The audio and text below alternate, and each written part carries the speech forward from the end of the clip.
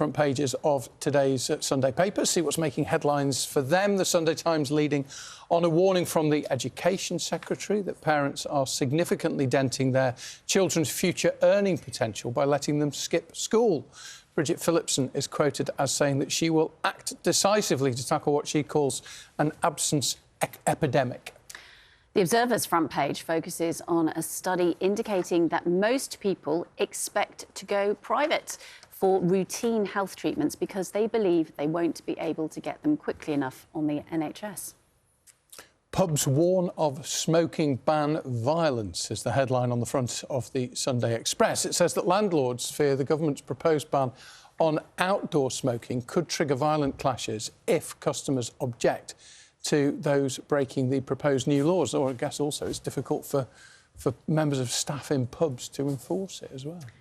And Oasis pun alert. There have been a few of them over the last few days. Online supernova leads the Sunday People after hundreds of Oasis fans complain about queuing online for hours and having nothing to show for it after ticket websites experienced a meltdown. We don't want to intrude on personal grief, but we will talk about this later in the programme. I may have been one of those hundreds of people, but yeah, let's move on for the hundreds of thousands of people.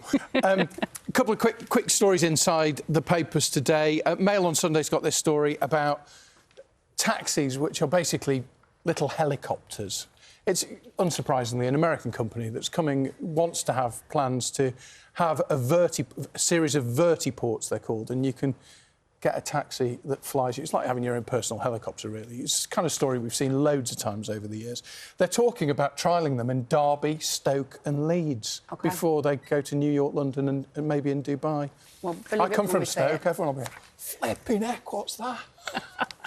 Very quickly, I'm going to take you to Spain. Go on. Apparently, Gen Z, however we want to call it, this is how they shop for a match, apparently, for a love match. OK. Apparently, it's all about supermarkets. If you go into a supermarket, if you put a pineapple upside down in your supermarket, apparently that means that you're open to offers. Oh. My favourite one, this is definitely Spain. Oh. If you accidentally drop a gazpacho soup in a person's basket or trolley... What, tip it in? Like a load of...